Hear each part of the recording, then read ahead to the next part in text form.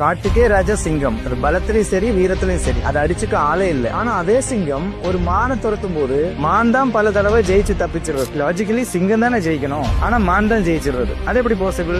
அதுலதான் லைஃபோட பெரிய சீக்கிரட்டே இருக்கு. சிங்கம் ஓடுது, அது எதுக்காக ஓடுது? அதோட ஒருவேளை சாப்பாட்டுக்காக மட்டும்தான் ஓடுது. அது அதோட ஜஸ்ட் நீட். சாப்பாடு கிடைக்கலன்னா அடுத்த மானை பாத்துக்கலாம்னு போயிட்டே இருக்கும். ஆனா அந்த மான் அது சாப்பாட்டுக்காக ஓடல, அது அதோட உயிருக்காக ஓடிட்டு இருக்கு. அது அதோட பர்பஸ். இது ஃபெயில் ஆனா செகண்ட் சான்ஸே கிடையாது, கேம் ஓவர். இப்ப நீங்களே சொல்லுங்க, உங்க லைஃப்ல நீங்க சிங்கமா ஓடிட்டு இருக்கீங்களா இல்ல மானை ஓடிட்டு இருக்கீங்களா? நல்ல வேலை வேணும், சேலரி வரணும், ப்ரமோஷன் கிடைக்கணும், இதெல்லாம் சிங்கம் பசிக்காக ஓடுற ஓட்ட மாதிரி. இதுக்காக ஓடுனா கொஞ்சம் தூரம் தான் ஓட முடியும். டயர்டானா கண்டிப்பா ஸ்டாப் பண்ணிடுவீங்க. ஆனா இது என் லைஃப், என் கனவு, இது அடைய முடியலன்னா நான் வாழ்றதுல அர்த்தமே இல்ல. இதுதான் மானோட ஓட்டம். இதுக்கு பேர் தான் பர்பஸ். இப்படி ஒரு நோக்கத்துக்காக ஓடும்போது உங்களுக்கு டயர்ட் ஆகவே ஆகாது, பெயின் தெரியாது, முன்னாடி இருக்கிற கோல் மட்டும் தான் தெரியும். நல்லா ஞாபகம் வச்சுக்கோங்க, நீடுக்காக ஓடுறவங்களோட பர்பஸுக்காக ஓடுறவங்க தான் எப்பவுமே வேகமா ஓடுவாங்க. சோ உங்க வை என்னன்றது முடிவு பண்ணுங்க. நீங்க ஜெயிக்கிறதும் தோக்குறதும் நீங்க எவ்வளவு ஸ்ட்ராங்கா ஓடுறீங்கன்றதுல இல்ல, நீங்க எதுக்காக ஓடுறீங்கன்றதான் முடிவு பண்ணுங்க.